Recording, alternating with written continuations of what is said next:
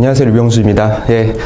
지금부터 여러분하고 한 8시간 정도에 걸쳐가지고, 2006년 상반기 대비 HMAT 강의를 시작하도록 하겠습니다.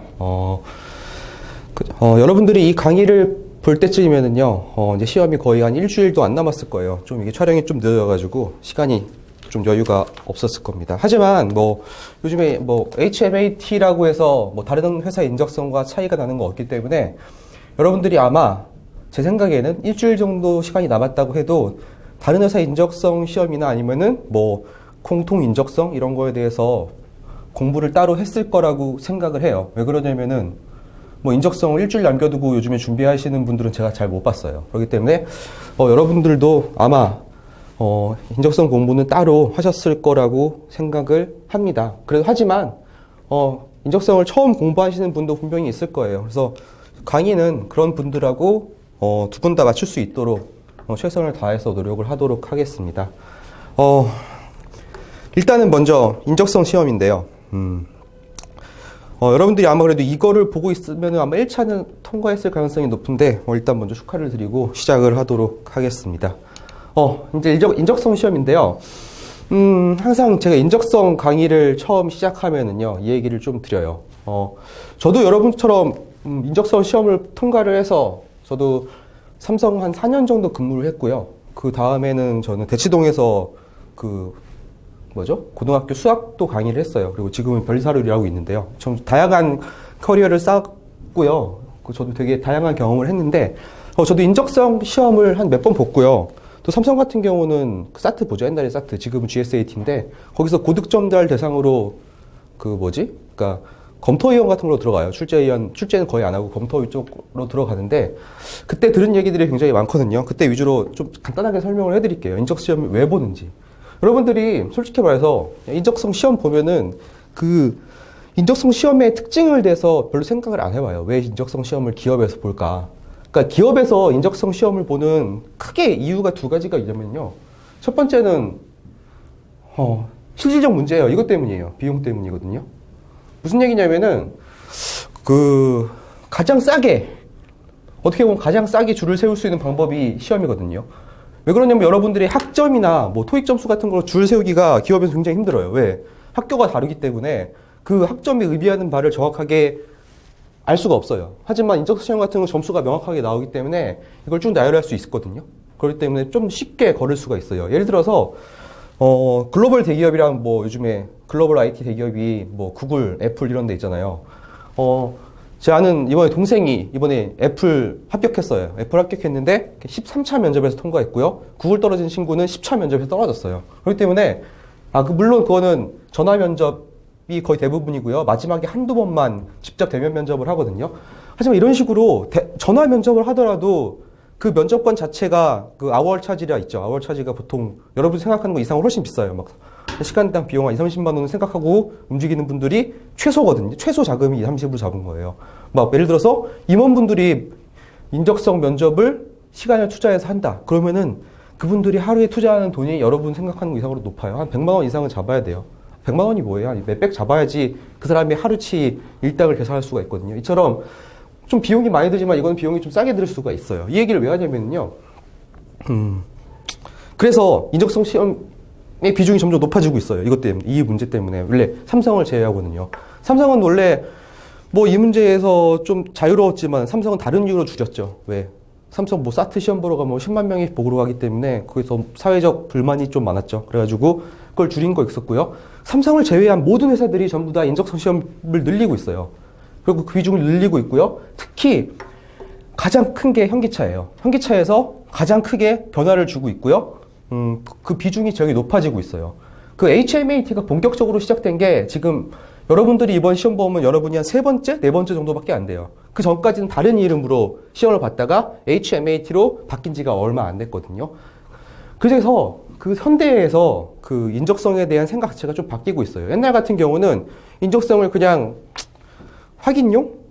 좀 못 보면은 좀 다른 용도로 이걸 인적성 시험을 봤다 그러면요. 이게 좀 선발고사 성격? 이런 성격으로 강해지고 있거든요. 그렇기 때문에 보다 여러분들이 현대 같은 경우는 인적성 시험에다가 투자를 많이 해야 돼요. 그리고 두 번째 이유는 뭐냐면요. 비용도 있지만요.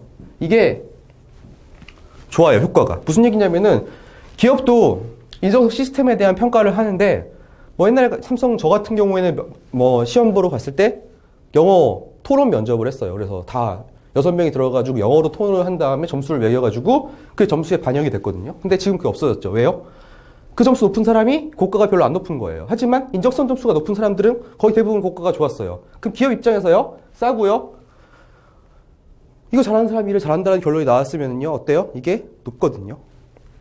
그래요. 그래서 일단 인적성 시험이 점점 비중이 높아지고 있다. 그러니까 여러분은 좀 신경을 많이 써야 된다. 그냥 이거 요지고요. 두 번째, 지금부터 해드릴 거는 뭐냐면요, 인적성 시험은요, 여러분이 그동안 봐왔던 객관식 시험하고는 완전히 다른 시험이에요. 여러분들이 지금까지 객관 시험 봤던 게 대부분 뭐예요? 수능이죠, 수능. 수능 아니면 토익 정도밖에 없는데, 수능 토익은요, 굉장히 정답률이 높아야 돼요. 생각해보시면 여러분, 한 개 틀리면 2등급, 막 2개 틀리면 3등급 이렇게 받는 수능을 보고 지금 대학교를 졸업하실 거예요. 맞죠? 그런 상황에서 여러분들이 인적성 시험을 대하는 자체가 뭐냐면은, 나는 무조건 이걸 다 맞춰야 된다. 틀리면 안 된다. 이런 생각을 하는데, 약간 좀 달라요. 특히 인적성 시험 같은 경우는 두 가지 쪼갤 수가 있거든요. 첫 번째는 뭐냐면요, 다 풀어야 되는 시험이 있고요. 두 번째는 시간적으로 다 풀 수 없는 시험이 있어요. 뭐 대표적인 게 앞에 게 뭐 삼성 GSAT고요. 두 번째 게 뭐 CJ, CAT겠죠. 근데 HMAT는요, 어느 성격이 더 강하냐면요, 근데 1번 성격이 좀 더 강하긴 해요. 물론 1번 성격은요, 인적성 시험 중에서 다 풀어야 된다는 전제가 있지만요, 인적성 시험 자체가 가는 특징이 뭐냐면은 모두 다 완벽하게 풀 수는 없어요. 그러니까 대충 빨리 푸는 연습을 많이 하셔야 되는데, 여러분들은 수능이나 뭐 토익 같은 거에 익숙해졌기 때문에 문제를 포기할 줄을 몰라요. 일단 어떻게 전략을 세워서 문제를 접근해야 되는지가 굉장히 약하기 때문에 저는 지금 수업을 하면서 그 부분에 대해서 좀 더 많이 설명을 드리도록 노력을 많이 할 거예요. 아셨죠? 그렇기 때문에 인적성 시험은 어떻다? 굉장히 지금 가치가 높아지는 시험이고요. 그리고 특징이 뭐 1번, 2번 시험이 있는데 HMAT는 좀 이쪽에 가까워요. 왜? 요즘에 HMAT를 보게 하는 그 비중이 높아지고 있거든요. 옛날에는 되게 그 HMAT, 그러니까 인적성 시험 자체를 현대 기아차 계열사에서 그렇게 많이 안 봤어요. 하지만 근데 요즘에 이제 그 비중이 좀 높아지고 있거든요. 조금 문을 더 많이 열어줬어요. 그래서 시험장까지는 많이 들어오게 하고, 그러니까 이 시험, 그러니까 인적성 시험에서 좀 많이 자르는 편이에요. 그렇고요. 다시 이제 또 HMAT만의 특징을 지금 좀 얘기하고 있는데요. HMAT는 어떠냐면은, 난이도가 이렇게 아주 높은 시험은 아닌데, 시험이 좀 특정 영역에 좀 치우쳐진 편이에요. 예를 들어서 무슨 얘기냐면요, 여기서 수리 같은 경우를 물어보지 않아요. 수리 뭔지 아시죠? 중학교 2학년 뭐 연립방정식 문제 같은 것도 물어보지 않아요. 그리고 다른 시험장에서 물어봤던 여러 가지 잡다한 거를 물어보지 않고 한 가지 영역에 좀 집중을 하는 경향이 있어요. 어디 되면요, 자료해석전이거든요. 자료해석이랑 여기인데, 자료해석을 두 가지로 쪼개놨어요. 좀 이따 좀 설명을 드릴 건데, 이처럼요, 다른 회사 인적성 시험하고 조금 다른 경향을 보이고 있어요. 구체적으로 한번 설명을 해볼게요. 이게 적성검사에 나온 영역이에요. 첫 번째, 언어 영역인데요. 언어 영역 같은 경우는 난이도만 좀 설명을 드릴게요. 그렇게 높진 않아요. 결부터 얘기하면은. 근데 지문이 엄청 길어요. CJ 같은 경우는, 예를 들어 CJ 같은 경우는 완전 단문이거든요. 10줄이 넘지 않아요. 하지만 좀 이따 보시면 알겠지만요, 언어 같은 경우는요, 보통 한 페이지 가득 되는 경우도 꽤 있어요. 그렇기 때문에 여러분들이 좀, 그러니까 단문 말고 중문이나 단문 정도를 읽는 연습을 하고 들어가셔야 돼요. 그리고요, 여러분들이 지금 일주일 남았기 때문에 저는 언어 쪽은 강의를 하지 않을 거예요. 문제만 소개를 하고 넘어갈 건데, 그럼 여러분들이, 인적성에 대한 기본적인 준비를 하고 싶다. 그러면 어떤 걸 연습해야 되냐면요, 여러분들 생각해 보시면은, 여러분들이 읽는 능력이 너무 많이 떨어져요. 예를 들어서 그 독해력이 좀 부족한 경우가 되게 많거든요. 대학교 와서도 책을 읽지 않잖아요. 그죠? 그렇기 때문에 일단 그 단문 있죠. 여러분들은 문장과 문단이 있으면요, 한 문단은요, 대부분의 모든 그 글 쓰는 사람이 한 문단에는 한 가지 주제를 적거든요. 그래서 여러분들 읽을 때도 마찬가지로 그 한 문단에 있는 주제가 무엇인가에 대해 생각을 하고 글을 읽어야 되고요. 반대로 에세이를 쓸 거 아니에요. 에세이를 여러분이 쓰는 경우가 굉장히 많은데, 마찬가지로 얘기해서 한 문단에는 한 가지 주제만 들어가도록 글을 작성을 해야 돼요. 그러니까 저도 변리사 시험 봤거든요. 변리사 시험 2차가 논술이에요. 그래가지고 2시간 동안 8페이지를 꽉 채워야 되거든요. A4 용지에. 그러면은 그때 아무 생각 없이 글을 쓰면은요, 그 A4 용지 8장을 채울 수가 없어요. 꽉 채워서. 그러면은 항상 먼저 글을 쓸 때는 어떻게 해요? 먼저 압축적으로 글을 요약한 다음에 그 한 줄이 한 문단이 되게 계속 뻥튀기를 하면서 글 쓰는 연습을 하거든요. 그렇게 쓰면은요, 문단과 말하고자 하는 게 좀 분명해져요. 예를 들어서 말하면 반대로 언어역을 만약에 이번 시험은 아니지만 다음 시험이라도 만약에 준비하는 과정을 하면은 연습을요, 한 문단마다 말하고자 하는 게 무엇인가를 연습을 하고 그걸 어떻게 써야 되는지에 대해 연습을 해야 되거든요. 이건 좀 줄일게요. 시간이 별로 없어요. 그래서 언어역 같은 경우는 난이도는 낮지만요, 지문이 굉장히 길어요. 좀 이따 자세하게 설명을 해드릴게요. 그리고 논리 판단인데요. 이건 언어 추리죠. 언어 추리 문제인데요. 언어 추리가 가장 어려운 회사는 아무래도 삼성이 제일 어렵죠. 삼성이 제일 어렵고요. 하지만 현대 같은 경우는요, 삼성만큼 문제가 어렵게 나오진 않아요. 근데 시간이 어때요? 15분에 25분이거든요. 그죠? 이거는 시간 얘기 잘 안 할게요. 이건 어차피 시간 잘 안 모자라요. 이건 다 풀 수 있고요. 문제는 뭐냐면요, 보통 언어 추리가 시간이 모자르게 많이 내는 편이거든요. 보통 15분이면요, 15분 줬을 거예요. 근데 HMAT 같은 경우는 15분인데 무려 25분 내줬어요. 한 문제에 거의 2분 가까운 시간이 있거든요. 보통 삼성 계열사 1분 정도고요.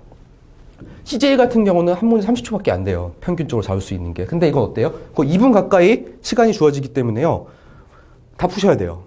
그렇기 때문에 여러분들은 조금 더 어떻게 풀어야 될지 고민하면서 연습을 하셔야 돼요. 패스보다는 한 15문제 중에서 여러분 최소한 13문제 이상은 풀 수 있어야지 된다고 생각을 하거든요.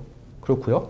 또 자료 해석이랑요, 이 정보 추론이라는 게 있는데요. 사실은 이게 다 보통 다른 회사 같은 경우는 자료 해석이란 걸로 하나를 묶었을 거예요. 근데 HMAT는 좀 특이해요. 이 부분이 HMAT의 가장 큰 특징이라고 한다면 저는 이걸 뽑고 싶거든요.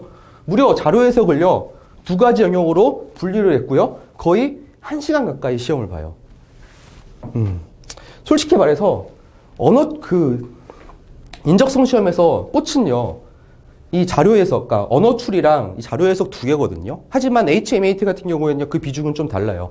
얘는 25분 15문제밖에 안 되는데 얘는 1시간에 45문제예요. 거의 이 언어 추리의 비중보다 이 자료 해석과 정보 추론의 비중이 훨씬 높은 게 HMAT의 특징이거든요. 그러면은 여러분들의 시간이 지금 며칠 남았죠? 한 일주일 아니면 2주 정도 남았을 거예요. 그죠? 이 상황에서 근데 만약에 준비를 한다고 하면은요, 제 생각에는 여기에다가 시간 투자를 엄청나게 많이 하셔야 되고요.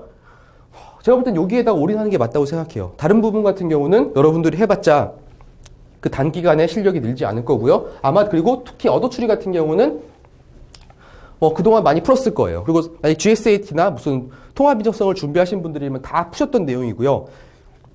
거기보다 내용이 그렇게 어렵지가 않아요. 하지만 이쪽이다? 굉장히 어렵거든요. 무슨 얘기냐면요, 이 자료 해석 같은 경우는요, 그냥 계산하는 쪽이 더 많아요. 근데 이쪽은요, 그 계산하고요, 판단하고 추론하는 게 있거든요. 그래서 보통 회사 같은 경우는요, 이거 아니면 이거 하나밖에 안 물어봐요. 예를 들어서 삼성 같은 경우는요, 보다 자료 해석에 치우쳐져 있고요, LG 쪽 같은 경우는요, 정보 추론 쪽에 치우쳐 있단 말이에요. 근데 HMAT는 어이없게 이거를 양쪽을 다 냈어요. 그죠? 양쪽을 다 냈단 말이에요. 그래서 여러분들은 이거 2개를 동시에 준비하셔야 되고요. 차이점이 무엇이 있느냐, 이건 좀 이따 좀 설명을 하고 나중에 수업 시간에 더 자세하게 설명을 하도록 하겠습니다. 그리고 마지막으로요, 이 공간 지각이랑요, 도식 이해가 나오거든요. 근데 공간 지각 같은 경우는 뭐냐면은 3차원 도면을 얘기하는 거고요, 도식 이해 같은 경우는 추론을 얘기하는 거예요. 사실은요, 이거 2개가 성격이 좀 달라요. 하나는 추리고요, 하나는요 공간 지각이거든요. 근데 그걸 번갈아가면서 물어보고 있고요.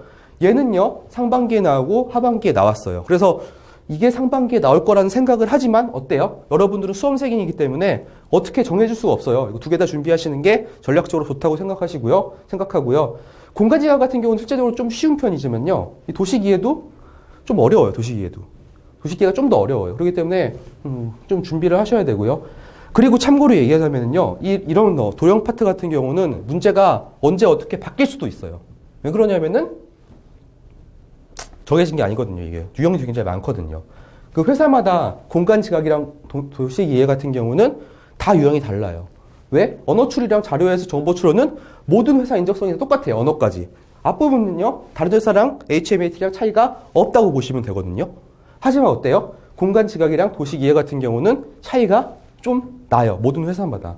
하지만 여러분들은 어때요? HMAT를 준비하려면요. 기본적으로 HMAT의 뭐예요? 기본 나왔던 문제 같은 경우는 마스터하고 가야겠죠. 왜? 이건 나올 확률이 제일 높잖아요. 하지만 다른 회사에서 나오는 내용도 조금은 확인하고 넘어갈 필요가 있다 말씀을 드리겠습니다. 여기까지가 적성 검사예요. 자, 보세요. 근데 특징이 뭐냐면요. 다시 한번 얘기하면 이거 합치면 몇 분일까요? 거의 3시간이거든요. 여러분 토익 2시간 보셨죠? 토익 2시간 보시면 어때요? 짐 빠지지 않아요? 근데 이거 무려 3시간이고요. 3시간이 끝이 아니에요. 3시간 있다가 1시간 동안 또 뭐 봐요? 인성검사 보고요. 또 30분 동안 뭐예요? 현대자동차만 하지만 이거는 뭐예요? 30분 동안 역사 에세이까지 본단 말이에요. 이거는요, 보는 회사도 있고요. 안 보는 회사도 있어요. 그렇기 때문에 여러분들이 판단하시고요. 여기서 또 HMA의 특징이 나왔죠. 시험 보는 시간이 굉장히 길어요. 다른 회사 인적성보다. 그렇기 때문에 조금 마음의 준비를 하셔야 되고요. 두 번째 얘기하면요. 이거는 좀 특징인데, 여러분들의 생활 리듬이라는 게 있는데요. 자, 아무 때나 모의고사를 풀지 마시고요. 정확하게 이 시간에 맞춰서 쉬는 시간까지 확인을 하고 연습을 꼭 해보세요. 왜요? 뭐 1시간짜리 시험이면 솔직히 뭐 크게 상관이 없을 것 같아요. 1시간 반 정도까지는 사람 집중력이 좀 일정하거든요. 근데 3시간 정도 되면은 여러분 그 재밌는 영화도 보통 몇 시간에 끝내죠? 2시간 정도면 끝내죠. 3시간짜리 영화가 있는데 그거 어때요? 사람들이 되게 힘들어하지 않아요? 그죠? 영화도 3시간이면 힘든데 어때요? 시험을 3시간 동안 연속으로 보려면은요 굉장히 좀 많이 피곤하거든요. 그렇기 때문에 그거에 맞춰서 하는 연습을 하세요. 뭐 저도 각종 시험 볼 때 어때요? 이런 연습을 항상 시간 맞춰서 했던 기억이 있거든요. 그 이유는 뭐예요? 그 시간에 나의 컨디션과 시간당 컨디션은 굉장히 일정하잖아요. 오전이든 오후든. 그때에 맞춰서 여러분들이 풀어보고 그때 나의 문제점이 뭘까 생각을 해보고 그거를 고민하는 해결하는 과정을 한 번은 거쳐야 되거든요. 그래서 그 과정을 꼭 거쳐주시기 바랍니다. 그리고 인성이랑 역사 에세이 또 좀 얘기를 하면은요. 인성검사 같은 경우는 112분 동안 60문제예요. 그래서 다른 회사보다는 좀 시간이 많아요. 보통 다른 회사는 1분에 3문제, 4문제 푸는데 얘는 1분에 2문제밖에 안 풀거든요. 확실히 HMAT가 다른 데보다 좀 내용이 길고요. 시간을 좀 많이 주는 편이에요. 그렇기 때문에 좀 읽어보고 검사를 하시면 되고, 인성검사 같은 경우는 따로 준비를 하고 인성검사를 본다. 이건 인성검사의 취지랑도 맞지 않고요. 그리고 그 인성검사를 미리 준비한다는 것 자체가 좀 말이 안 되는 거거든요. 이거는 뭐 사실이고요. 모든 회사 인적성은 똑같은 마인드로, 인성은요, 똑같은 마인드로 보시면 돼요. 그냥 솔직하게 하면 좋은데, 솔직한 게 굉장히 중요해요. 똑같은 질문을요, A한테 1번에서 물어보고요, 저기 뒤에 60번에서 물어보고요, 저기 뒤에 뭐 200번에서 물어본단 말이에요. 근데 여러분 해보시면 알겠지만요, 내가 앞에서 뭐라고 체크했는지 기억이 안 나고요, 기억이 안 나서 볼 시간도 없어요. 그리고 보면 안 돼요. 그죠? 그렇기 때문에, 그런 걸 준비를 하셔가지고, 솔직하게 시험 본다라는 생각을 가시고요. 정말 내가 좀 이상하다. 나 인성만 보면 다 떨어진다. 이런 분 있으시면은요, 좀 마지막 팁인데, 제가 테스트도 한번 해봤어요. 해봤는데, 여러분 중에서 뭐 보면은 회사 가서 일 잘할 것 같은 친구들 있잖아요. 그래서 그분 한 명을 정해요. 딱 한 명. 여러 명 말고 딱 한 명. 그래서 걔가 만약에 시험을 봐보면 뭐라고 대답을 할까 하고 일관성 있게 그 기준 맞춰서 한번 체크를 해보세요. 걔의 장단점을 잘 알고 있는 사람이요. 장점과 단점을 모두 알고 있는 사람이 있으면은 일정하게 해보시면 되고요. 역사 에세이인데요. 이거는 HMAT만의 또 두 번째 특징이라고 할 수 있거든요. 얘가 첫 번째 특징이고요. 이게 두 번째 특징인데요. 한 2년 됐나? 2년 됐나? 2년 정도 됐을 거예요. 뭐가 2년 됐냐면요. 그 기업 입사 시험에서 역사, 인문학이 강조가 된 지가 2년 정도 됐어요. 그래서 거의 모든 회사에서 인문학을 되게 중요시하는 경향을 보여주고 있거든요. 인문학. 이제 인문학의 시대다 이런 얘기가 나와가지고 인문학을 강조를 하고 있는데 각 회사마다 인문학을 어떻게 표현하는 방법이 좀 달라요. 삼성 같은 경우는 뭐죠? 역사 계열 문제가 객관식 문제로 많이 추가되는 편이고요. CJ 같은 경우는 자기 회사에 관련된 역사와 자기 회사 문화와 관련된 문제를 출제하는 편이고요. 현대는 그렇게 하지 않고요. 역사를요, 객관식이 아니라 주관식으로 계속 출제를 하고 있어요. 근데 나는 역사 공부를 한 개도 안 됐는데 어떻게 저걸 대비할까? 라고 생각하실 수가 있는데요. 역사 에세이가 아니라 역사 에세이예요. 무슨 말인지 아시겠죠? 역사의 비중은 굉장히 작고요. 에세이의 비중이 훨씬 높아요. 그죠? 그러니까 물어보는 거예요. 역사에 이런 일이 있었는데 그걸 참고했을 때 너는 무슨 생각을 하니? 이런 걸 물어보는 거지. 그 역사적 사건의 정의, 시대적 배경 이런 걸 물어보는 게 아니란 말이에요. 그리고 물어보는 역사의 배경 자체가 어려운 게 아니라 여러분들도 다 알고 있는 거고요. 이거는 글쓰기 문제지 절대 역사 문제가 아니에요. 그래서 역사 에세이를 준비한다. 그러면은 뭐를 준비해야 되냐면요. 글을 쓸 준비를 해야 되지 역사 공부를 하는 건 절대 아니에요. 역사 공부는요. 최대한 높게 떠가지고요. 역사를 최대한 좁게가 아니라 넓게 바라보는 연습? 뭐 연습 말 되겠어요. 일주일밖에 안 남았는데. 그냥 여러분들이 알고 있는 역사적 사실을 좀 넓게, 브로드하게 출제해야 되기 때문에 제가 하고 싶은 말은 너무 긴장하지 마라. 그거예요. 어차피 다 두리뭉실하게 알고 있는 영역이거든요. 근데 그거를 어떻게 하면은 좀 더 명확하게 쓸 수가 있는가. 그거에 대해서 잠깐 팁 정도 드리도록 할게요. 자, 이게 그날 여러분들이 이제 며칠이죠? 4월 10일인가요? 그날 들어가서 이제 볼 내용인데요. 어때요? 보시면은요, 굉장히 시간이 어때요? 무려 한 5시간 정도 걸릴 거예요. 5시간 넘게 이 시험을 봐야 되는데, 준비를 좀 철저히 해 주시고요. 여러분들이 이제 어떻게 준비를 해야 되냐. 언어는요, 모의고사 한번 풀어보시고요. 그렇게 하면 되고요. 논리 판단 같은 경우는 연습은 꼭 이거 되게 중요합니다. 이게 1번으로 중요하고요. 이게 2번으로 중요해요. 그럼 여러분들은 어디다 시간을 많이 투자해야 되냐? 이거 2개거든요. 이거 2개는요, 제가 좀 자세하게 설명을 해 드리도록 하겠습니다. 예. 그럼 지금부터는요, 어떤 식으로 문제가 유형이 출제되는지 전체 유형 파악을 해보고요. 각 유형 파악이 끝나면은 논리 판단, 자료 해석하고 공간 지각 이 3개는 한번 수업을 같이 진행해 보도록 하겠습니다. 이거는 수업은 아니고요. 이거 2개죠. 수업 2개는. 수업은요. 예.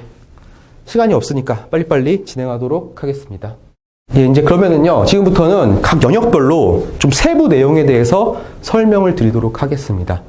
첫 번째 언어 영역인데요. 자, 25분에 30분이에요. 거의 한 문제에 1분 정도 넘게 주고요. 여러분들이 선배들이 HMAT를 보고 왔을 때 언어 영역 같은 경우는 아예 논란의 대상이 안 돼요. 그러니까 시험 보고 나면은 이거 어떻게 됐어? 이거에 대해서 막 서로 얘기를 막 하잖아요. 근데 언어 영역 같은 경우는요. 이거에 대해서 그러니까 뭐라고 왈가불가 하는 사람을 못 봤어요. 얘기를 들어보면은 그냥 언어였는데요. 이게 끝이었거든요. 뭐 특별한 특이점이 없었다. 근데 문제의 유형은 이거 6가지 정도가 나왔고요. 난이도 자체가 높지가 않았는데 좀 읽는데 좀 시간이 오래 걸렸다가 이게 전체적인 평이었거든요. 그렇기 때문에 여러분들은 준비를 하시면 되고요. 크게 보면은요. 다 독해예요. 이거 3개 정도가 독해라고 보시면 되고요. 글의 내용 파악하기 뭔지 아시죠? 글 완성하기, 문단 배열하기, 그리고 어휘 문장 수정하기, 맞춤법 같은 경우 나오기도 하거든요. 그 부분 좀 나오고요. 개요 작성하기 뭔지 아시죠? 쭉 봤을 때 개요 작성하고요. 뭐 보고서 수정하기, 개요 보고서 이걸 수정하기. 그래서 결론 뭐예요? 거의 대부분이 다 독해 영역이고요. 실제 난이도는요. 한 고등학교 한 2학년 수준의 독해라고 보시면 돼요.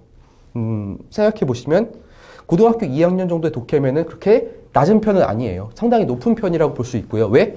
문장이 꽤 길어요. 한번 글의 내용 파악하기 볼게요. 가장 많이 나오는 문제의 유형이거든요. 이 글의 주제로 가장 적절한 것은 무엇인가? 자, 이런 문제 있으면은요, 어때요? 다 읽어보기 전에요. 이걸 쭉 한번 먼저 힐끗 보고 대충 파악한 다음에 문제를 읽으세요. 항상 대부분 어때요? 이런 글들은 거의 80% 90%가 두 가지식으로 구성되어 있어요. 그렇기 때문에 앞에를 위주로 열심히 보시고요. 글의 내용이 파악이 끝나면은 뭐 자세한 구체적인 설명 같은 경우는 읽을 필요가 없어요. 왜요? 문제가 주제로 가장 타당한 것이니까. 그죠? 이런 문제가 출제가 되는 건데요. 한번 여러분들이 풀어보세요. 이런 문제는 제가 설명을 드린다고 해서 일주일 동안 여러분들의 이 언어 실력이 늘 거라고는 전혀 생각하지 않습니다. 하지만 절대 못 풀 문제는 아니거든요. 굉장히 쉽고요. 25문제 30분이에요. 못 푼 사람 거의 못 봤어요. 다 푸는 영역이기 때문에 여러분들은 보시기 바랍니다. 충분히. 그리고요. 이 문제도 굉장히 많이 나오는 문제죠. 뒷부분에 이어질 내용. 저는 지금 수업을 하는 게 아니라 이런 유형이 나온다 소개를 하고 있는 거예요. 지금 저런 얘기 왜 하지? 라고 생각하지 마시고요. 이런 문제가 나옵니다. 그래서 뒷부분으로 이어질 내용으로 보면 어때요? 이런 거는요. 각 문단별로 굉장히 중요하다고 그랬죠. 각 문단별로 주제가 뭔지 쓸 필요도 없어요. 그냥 이게 주제어다 이렇게 줄만 쳐가지고 그것만 읽은 다음에 다음으로 넘어가세요. 그죠? 왜? 항상 말했죠. 글을 쓰는 사람은요. 무조건 교육을 받아요. 이런 거 쓰는 사람들은 다 교육을 받고 그거 한단 말이에요. 무슨 교육을 받아요? 글쓰기 교육을 받는데 그 글쓰기 교육의 가장 기본이 뭐냐면은 한 문단은 한 가지 주제란 말이에요. 여기 두 가지가 섞여 있게 글을 안 써요. 여러분들 그렇게 쓸 수도 있지만요. 여기 쓰는 사람들은요. 그렇기 때문에 여러분들은 말하고자 하는 내용이 하나거든요. 그 다음에 내용도 하나밖에 없어요. 그러니까 글도 이렇게 쓰는 거예요. 사실은 뭐 이게 답이다. 그러면은 이걸 구체적으로 쓰는 게 뭐예요? 글쓰기 아니에요. 그죠? 그렇기 때문에 여러분들도 당연히 마찬가지로 한 문단의 내용이 뭔가 그 한 가지 내용을 파악하는데 집중을 해서 이걸 읽으세요. 아무 생각 없이 읽는 사람이 있거든요. 아무 생각 없게 글 쓰진 않는단 말이에요. 아무 생각 없이 읽으면 안 되겠지만. 그러니까 여러분들도 글을 쓴 사람이 이거 왜 썼지? 라고 생각하고 글을 문단씩 읽어서 그 문단의 주제를 정하는 습관을 가져보세요. 그러면은 글이 읽어지는 속도가 훨씬 빨라져요. 왜? 글은 이렇게 썼지만 여러분은 이거를 한 줄로 요약해서 이렇게 읽을 수가 있거든요. 무슨 말인지 이해되실 거예요. 그리고요, 이것도 마찬가지죠. 이것도 뭐예요? 뭐 어쩌고저쩌고 산 다음에, 그 다음에 뭐예요? 이 한 문단의 주제가 있을 거고, 그거를 각자 배열하는 연습을 하는 거예요. 여기서 중요한 게 뭐예요? 먼저, 뭐, 이번 생각, 뭐, 다음은, 뭐, 이런 식으로 각자 문단의 시작을 뭘로 하는지만 판단을 하고 읽으면 되는 거지, 크게 어려운 내용은 아닙니다. 다음이요. 뭐, 이런 것도 출제가 되고 있어요. 뭐, 고친 내용을 적절하지 않은 것은. 그죠?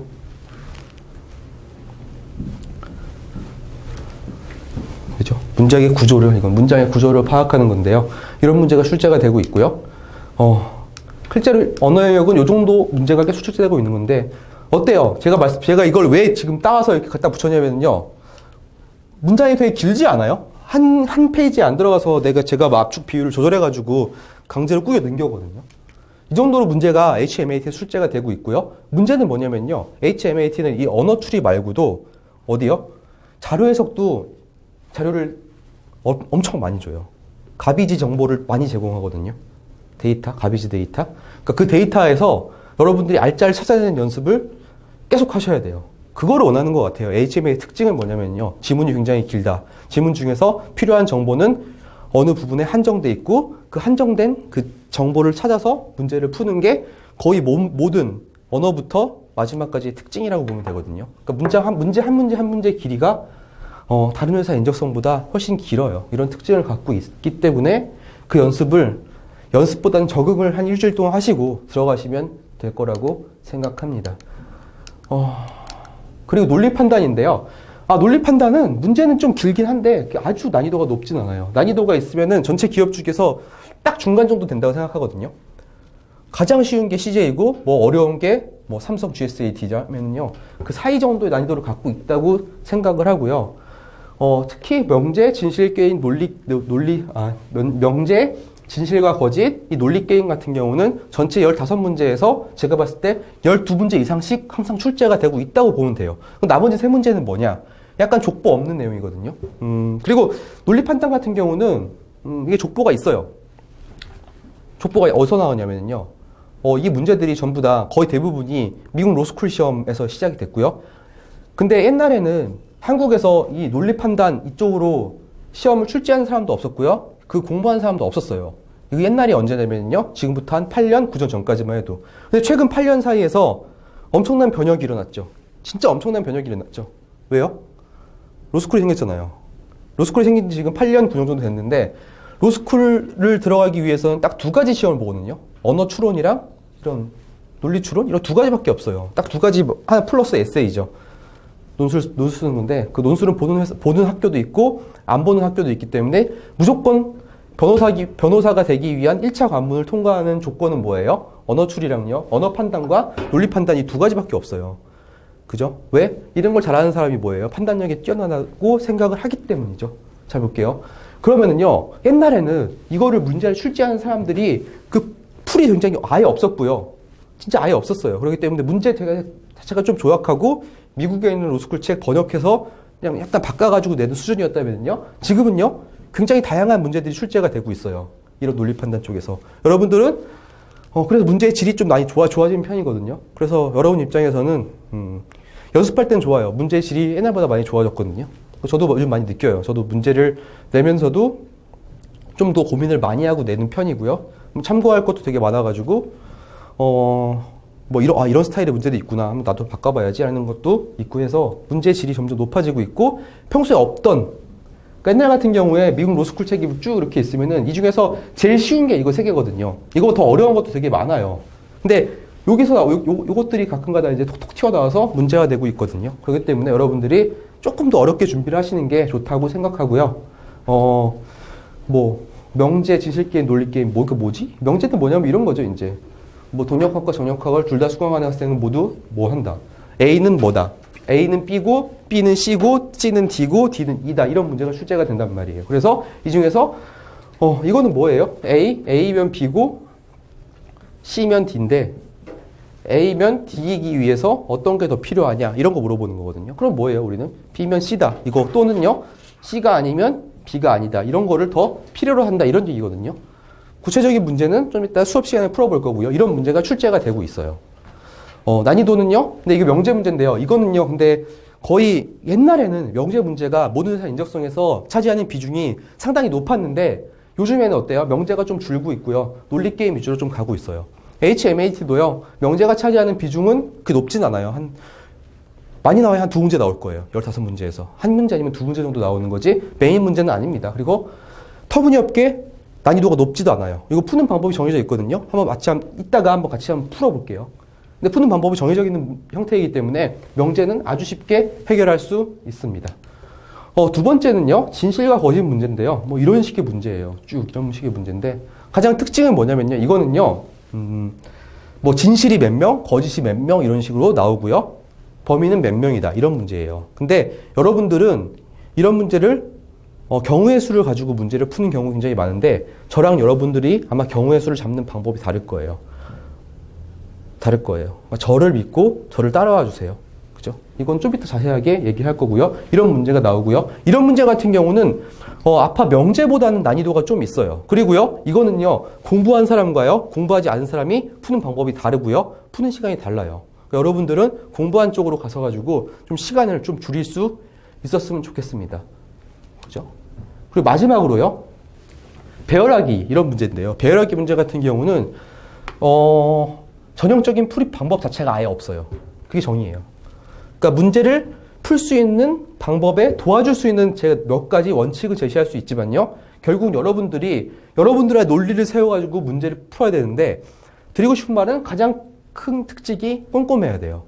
그리고 눈으로 풀면 안 되고요. 항상 적어가면서 그 적은 거를 가지고 문제를 해결하는 연습을 꼭 하셔야 됩니다. 난이도가요. 쉬운 문제도 있고요. 어려운 문제도 있고요. 난이도가 천차만별이에요. 명제는 다 쉽고요. 다 쉽다고 보면 돼요. 진짜. 명제는 어려운 문제가 없고요. 앞에 진실과 거짓은요. 일정한 난이도로 문제가 나오거든요. 문제를 억지로 꼬기가 좀 힘들어요. 2가지밖에 없어가지고 경우가 많지가 않아요. 그래서 하지만 이 세 번째 논리게임 같은 경우는 굉장히 다양한 문제가 있고요. 아마 똑같은 문제를 자주 보기가 쉽지 않을 거예요. 되게 다양한 풀이법이 있기 때문에 그 풀이법 중에서 어떤 식으로 접근을 해야 되는지 위주로 설명을 드리도록 하겠습니다. 자료 해석과 정보 추론인데요. 자, 자료 해석과 정보 추론입니다. 이게 특징이라고 했죠. 봐봐요. 20문제 30분, 25문제 30분인데요. 여기는요. 좀 계산 능력이 요구돼요. 자료 해석 같은 경우는. 정보 추론은요. 계산 능력보다는 추리력, 그러니까 좀 판단 능력이 좀 필요하거든요. 왜? 여기는 여러분들이 답을 얻기에 필요한 정보가 눈에 다 보여요. 자료 해석은. 근데 정보 추론은요. 한 번 정도 꼬아놨거든요. 한 번 정도 꼬아놨기 때문에 눈에 보이지가 않아요. 명확하게 한 번에는. 그래서 그 주어진 자료를 가지고 약간의 변형을 가하던가 해야지 문제가 나오거든요. 근데 사실은 이 자료 해석이랑 정보 추론이랑 공부하는 방법은요. 똑같다고 보면 돼요. 하나는 뭐냐면은요. 그러니까 문서를 읽는 거죠. 그러니까 표로 된 문서를 읽느냐, 아니면은 그래프로 된 문서를 읽느냐. 그래서 그 문서를 읽은 다음에 거기서 나오는 숫자를 바탕으로 정보를 생각하는, 자료를 판단하는 거죠. 그죠? 근데 거기서 꼭 필요한 능력이 뭐가 필요해요? 계산하는 능력이 필요하죠. 그죠? 그럼 여러분, 저는 좀 이따가요, 계산을 빨리 하는 방법을 먼저 설명을 하고요. 왜? 일단은 알파벳 곱하기 나누기는 할 줄 알아야지 본 게임에 들어갈 수 있거든요. 근데 이거를 각자 따로따로 설명하면 너무 시간이 오래 걸리기 때문에 먼저 계산을 빨리 하는 방법을 설명을 할 거고요. 그 다음에 자료 해석과 정보 추론 문제를 풀어보도록 할 거예요. 계속 이거는 제가 왜 같이 설명을 하냐면요. 솔직히 말해서 어떤 문제는 자료 해석이고 어떤 문제는 정보 추론이다. 이렇게 둘로 무자르듯이 딱 나눌 수가 없어요. 딱 봐도 얘는 자료 해석과 정보 추론이란 두 가지 특징이 있는데 자료 해석 측면이 좀 강한 문제면은 자료 해석이 늦는 거고요. 정보 추론적인 측면이 더 강한 문제 같은 게 정보 추론 늦는 거예요. 그렇기 때문에 굳이 그 문제가 설마 여기 있는 문제를 떼서 여기다 넣는다고 해서도 어색할 게 없고요. 여기 있는 문제를 떼서 여기다 넣는다고 쳐도 크게 어색할 게 없을 정도의 같은 문제거든요. 그래서 저는 이거를 왜 둘로 쪼갰을까에 대해서 의문이 좀 들어요. 그냥 한꺼번에 1시간 동안 같이 봐도 될 것 같은데. 그죠? 그런 생각이 드는 문제이기 때문에 이 문제 같은 경우는 근데 특징이 뭐다고요? 굉장히 자료가 길기 때문에 자료를 보는 연습도 좀 많이 하셔야 됩니다. 이런 식으로 되게 길어요. 어때요? 이게 한 지문이거든요. 보통 다른 회사 진적성 같은 경우 이건 굉장히 짧은 거예요. 이게 한 2페이지 정도 되는 문제도 있어요. 진짜로. 그러니까 시험장에 보면은 한 바닥 가득 문제가 있고요. 문제 하나 있는 문제가 되게 많았거든요. 이 정도면은요. 되게 짧은 문제예요. 이렇게 표로 정보를 주어지고요. 이 표로 정보를 주어진단 말이에요. 그럼 여러분들 표를 보는 연습을 해야 되는데 문제를 보기 위한 표는 어떻게 연습을 하냐면 이 표가 어떻게 생겨먹는지를 명확하게 알고 들어가야 돼요. 그죠? 좀 구체적인 거는 수업 시간 때 설명을 하도록 하겠습니다. 그리고요, 이거는 뭐예요? 이것도 계산하는 문제거든요. 근데 말씀을 하나 빠뜨렸는데 자료 해석인데요. 여기에 약간 수리도 들어갔어요. 수리. 그러니까 방정식 정도로 들어가는 게 이런 문제거든요. 그죠? 이런 문제, 이런 게 뭐죠? 주행 속도가 60일 때 비의 제동거리는 뭐일 때 뭐 몇 배이다 뭐 해가지고 여기 숫자를 집어넣어서 맞추는 문제 있네요. 약간은 뭐예요? 약간의 수리 능력이 들어갔어요. 근데 HMAT는 뭐가 없다고 그랬죠? 응용 수리, 응용 계산 이런 게 없다고 했잖아요. 근데 그 부분이 자료 해석 쪽에 아주 살짝 들어갔는데요. 뭐 따로 준비를 할 정도의 양은 아닌 것 같아요. 물론 하면 좋긴 한데 돼 있으면 좋긴 한데 지금부터 따로 이걸 준비한다 이건 좀 말도 안 되는 것 같고요. 그냥 여러분들이 이 부분은 그냥 시험을 보셔야 된다고 생각을 합니다. 자, 이것도 그래프요. 근데 그래프형이죠. 이거는 근데 제가 뭐 나눴는데 이거는 뭐 표형, 이건 뭐 그래프형 나눈 건데요. 큰 의미는 없고요. 그냥 문제를 푸는 방법은 똑같아요. 왜? 여기는 앞에는 뭘로 보고 푸는 거예요? 숫자를 보고 푸는 거고요. 이쪽은 뭐를 보고 푸는 거죠? 그래프를 보고 푼다. 이 정도 차이밖에 없어요. 그렇기 때문에 여러분들은 이쪽은 그냥 이런 게 나온다. 넘어가시면 되고요. 예제는 이따가 여기 수업 시간 때 풀어보도록 하겠습니다. 그죠? 자, 이거는요. 정보 추론인데요. 뭐 추론을 할 수 있는 내용으로 아닌 것은이죠. 어때요? 이거를 보고요. 바로 없어요. 보기에서. 그럼 보기에서 이 표를 가공해가지고 하나씩 찾는 거거든요. 그래서 난이도가 좀 살짝 높아요. 그래서 사실은 정보 추론 같은 경우는 시간이 얼마만큼이죠? 25분째인데 30분이죠. 근데 난이도가요. 이거는 그나마 중간 정도 되고요. 이거는 완전 되게 높아요. 난이도가 상이라고 보시면 되거든요. 그래서 여러분들이 지금까지 나올 때 특징이에요. 그래서 이거는 다 푸는 걸 목표로 해야 되는데 정보 추론 같은 경우는 실질적으로 다 푸는 게 불가능할 정도로 좀 어렵거든요. 앞에 논리 판단은 뭐예요? 얘는요, 15분, 25분째 다 풀어줘야 돼요. 언어도 다 풀어줘야 되거든요. 하지만 자료 해석과 정보 추론은 시간 내에 다 못 풀어요. 그렇기 때문에 약간 내가 다 못 푼다고 해서 자극을 좀 너무 여기는 걱정을 할 필요가 조금 적어요. 앞에는 좀 많고요. 만약에 다 못 풀면 내가. 근데 이쪽 같은 경우는 원래 다 푸시는 분들이 많지 않다. 이 정도는 알고 들어가야 됩니다. 왜? 나는 왜 25문제를 30분에 못 풀지? 이런 걱정하지 마시고요. 보통 한 반 좀 넘게 풀면 잘 푸는 거다라고 생각하시고 접근을 해주시면 되겠습니다. 됐고요. 이제 공간 지각이랑 도시 이해인데요. 이건 좀 이따 둘 다 자세히 설명을 해드릴게요. 뭐가 나올지 솔직히 말해서 모르겠어요. 뭐 이번에는 공간 지각이 나올 차례인데요. 저번에 도시 이해가 나왔기 때문에 근데 모르죠. 뭐 어떻게 바뀔 수도 있으니까 이 부분은 항상 준비를 해주시는 게 좋고요. 뭐 시간은 요 정도예요. 근데 물어보는 게 좀 달라요. 이거는 뭐냐면요. 이게 도시기회죠. 도시기회 문제죠. 도시기회 문제 같은 경우는 뭐예요? 뭐 스페이스를 누르면은요, 뭐가 어떻게 바뀌고요, 뭐가 이렇게 뭐 이거랑 판단을 해서 움직인다는 건데요. 그냥 시키는 대로 따라가면은요, 결과가 나오게 돼 있어요. 그래서 이건 뭐냐면은 룰을 얼마나 빨리 판단을 하느냐. 룰이 쭉 적혀 있어요. 무슨 룰이 쭉 적혀 있는데, 이 룰에만 대입해서 여러분들은 답을 딱 얻으면 되는데요. 그죠? 기업에서 가장 중요한 능력 중에 하나죠. 룰이 있으면은 잘 지키는 능력이죠. 그걸 물어보는 거예요. 새로운 업무가 딱 주어졌을 때 그 업무의 룰을 판단을 하고 아웃풋을 딱 내는 거죠. 그죠? 이런 걸 잘하는 사람이 일도 잘한다. 뭐 그런 얘기가 나오겠죠.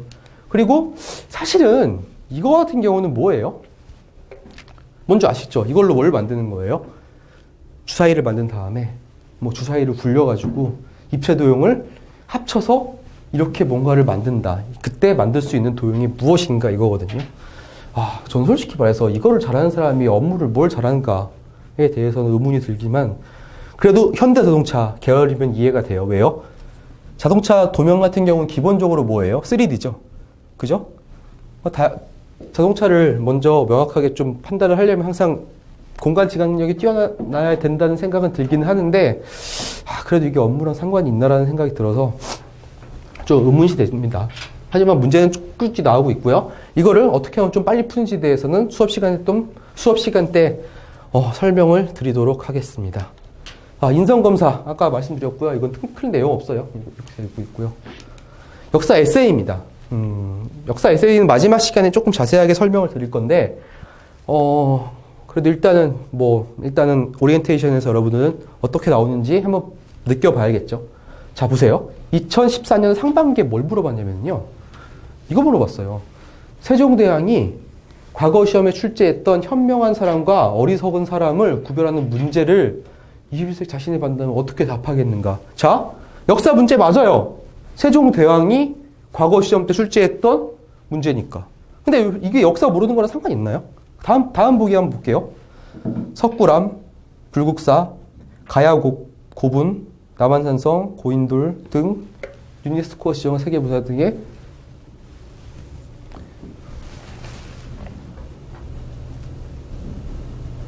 왜 그게 지정됐을까? 한마디로 뭐예요? 가치를 아는 건데 이건 좀 역사 문제라고 갖고 할 수 있지만요. 자, 보세요. 다 여러분들이 아는 내용이잖아요. 어려운 문화재 있나요? 없죠? 3번 볼게요. 자, 이순신 상국의 거북선, 대도동여지도, 기중기, 한글, 발명품 중에서 공학도의 자질과 연관이 있는 발명품. 자신이 생각하는 공학도, 그 이유를 쓰시오. 이게 무슨 역사 문제예요. 에세이 문제 맞죠? 그죠? 1번 볼게요. 몽골과 로마 등 두 제국이 발전할 수 있었던 이유와 현대차의 세계화 및 지속적인 성장을 위해 두 제국에서 배워야 할 점을 쓰시오. 몽고 제국과 로마 제국이 있는데 솔직히 말해서 몽고 제국과 로마 제국에 대해서 아예 모르는 사람이 있나요? 내가 볼 때는 그 모르는 사람이 좀 문제가 있는 거죠. 거의 정도면은. 그죠? 칭기스칸과 로마. 또 이건 진짜 영화에서도 너무나 많이 봤고 책도 되게 유명한 책도 많고 무협지 많이 나오고 그래서 5만 가지의 백그라운드로 쓰였던 내용이기 때문에 이거 모르시는 분은 제가 볼 때는 없어요. 근데 그걸 어떻게 해요? 설사 모른다고 해도 이건 아는 척하기 되게 쉬운 내용이잖아요. 그죠? 너무 브로드하기 때문에 그 중에서 내가 알고 있는 부분만 좀 자세하게 써도 벌써 페이지로 따지면은 몇 페이지가 나와요. 그래서 글 쓰는 연습만 충분히 하시면 되고요. 이거 볼게요. 그 신사임당도 됐고요. 2015년도 문제 이번에는 볼게요. 상반기에는 뭐가 나왔어요? 콜럼버스 신대륙 발견, 그죠? 미국 탄생의 토대라는 긍정적인 부분도 있지만 약탈이라는 부정적인 부분이 있다. 어떻게 생각한다? 그죠? 콜럼버스 신대륙이 발견해가지고 유럽 사람들이 미국 데리고 넘어오기 시작했잖아요. 그죠? 그래서 새로운 시장이 계속되는 문제가 있지만 원래 그쪽에 살던 원주민들이 다 많이 죽었죠. 그죠? 이런 식으로 예를 들어서 이거 그냥 이렇게 쓰면 안 되겠죠. 자동차 산업이 있다. 자동차 산업이 어디로 진출했을 때 여기서 무너지는 경우 있고 여기에 있던 작은 회사들이 죽는 경우도 있잖아요. 그러니까 그런 걸 가지고 대기업이 어쩌고 진출했을 때 이런 문제가 있는데 그래서 쭉 썰을 풀긴 되게 쉽단 말이에요. 내용 자체가. 그죠? 그것도 마찬가지고요. 역사적 사실에 대해 각각 서술이 됐고요. 상반기 한번 볼게요. 하반기요.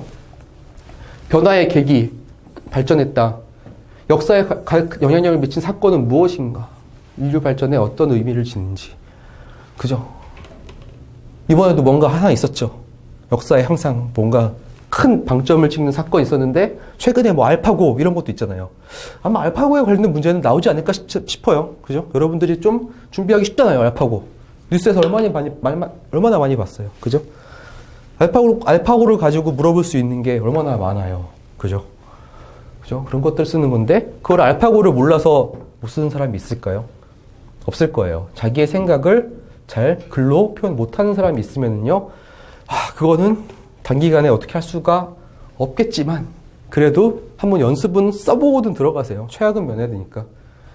그죠? 또 6.25 문제예요. 6.25 한강의 기적인데, 자, 제가 하고 싶은 말은 뭐냐면요, 역사 에세이인데요. 역사는 되게 조금이고요. 에세이가 이만큼이에요. 그래서 이 문제는요, 역사 문제는 전혀 아니에요. 솔직히 말해서. 역사 문제는 그냥 뭐예요? 그냥 포장지에 불과하고요. 실제 내용은 뭐죠? 에세이예요. 그래서 에세이 쓰는 연습을요, 좀 하셔야 되는데, 마지막 시간에 제가 잠깐만 뭐 팁 정도만 드리도록 하겠습니다. 예. 지금까지요, 여러분이 뭐 봤어요? 지금까지 HMAT가 어떤 식으로 구성되어 있고요. 그 각 구성의 특징이 무엇인가에 대해서 봤습니다. 결론부터 얘기하면요, HMAT는 자료 해석 쪽에 굉장히 많은 비중이 갖고 있는 시험이고요. 문제 자체의 난이도는 아주 높지는 않지만 결코 호락호락한 시험은 아닙니다. 왜? 난이도가 좀 높긴 하지만 어떻게 보면 시간을 좀 많이 주는 편이거든요. 자료의 인적성보다. 또 반대로 얘기하면요, 시험 보는 시간이 너무 길어요. 3시간이나 되기 때문에 여러분들이 그걸 준비를 좀 철저하게 하고 들어갈 필요가 있는 시험이라고 생각을 합니다. 또 HAD의 특징에 대해서는 각 과목별로 설명을 하면서 알려드리도록 하고요. 예, 오리엔테이션은 이것을 마치고 지금부터 이제 같이 수업을 진행하도록 하겠습니다. 감사합니다.